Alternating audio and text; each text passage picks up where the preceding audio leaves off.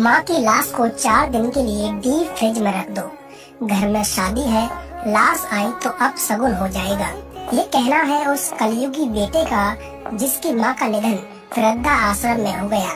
तो बेटे ने बेशर्मी से कहा कि अभी लाश को डीप फ्रिज में रख दो, 4 दिन बाद आकर ले जाऊंगा। गोरखपुर से सामने आई बेबस माँ की कहानी आपको भी रोने पर मजबूर कर देगी। दरअसल गोरखपुर में शोभा देवी 3 लड़के और 3 लड़कियों के साथ रहती थी, लेकिन घर में विवाद होने के बाद तीनों बेटों ने माँ और बाप को घर से निकाल दिया।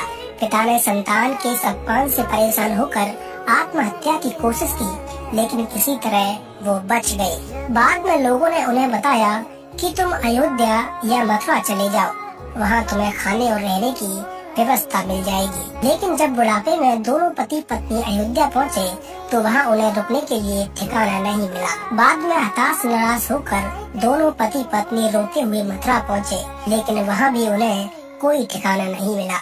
बाद में उन्हें पता चला कि जौनपुर में एक वृद्धा आश्रम है। उसके बाद वो जौनपुर के एक वृद्धा आश्रम में रहने लगे, लेकिन शोभा देवी के पैरों में अचानक से दर्द हुआ और इलाज के दौरान उनका निधन हो गया।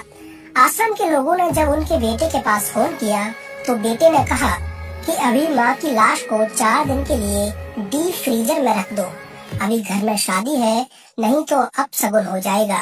4 दिन बाद सबको ले जाएंगे। लेकिन बाद में परिवार के कुछ अन्य लोगों ने कहा कि हम आखिरी बार माँ के चेहरे को देखना चाहते हैं। फिर किसी तरह शोभा देवी के शव को जौनपुर से गोरखपुर लाया गया, लेकिन परिवार के पास पहुंचकर भी माँ को हिंदू रीति रिवाज के साथ अंतिम संस्कार नसीब नहीं हुआ, क्योंकि शोभा देवी के बड़े बेटे ने घर में शादी होने की वजह से माँ के शव को जमीन में गाड़ दिया और कहा कि शादी के 4 दिन बाद शव को निकालकर अंतिम संस्कार कर देंगे। बेबस पिता 3 बेटों से गुहार लगाते रहे कि 4 दिन में लाश में कीड़े लग जाएंगे, लेकिन बेटों ने पिता की एक न सुनी।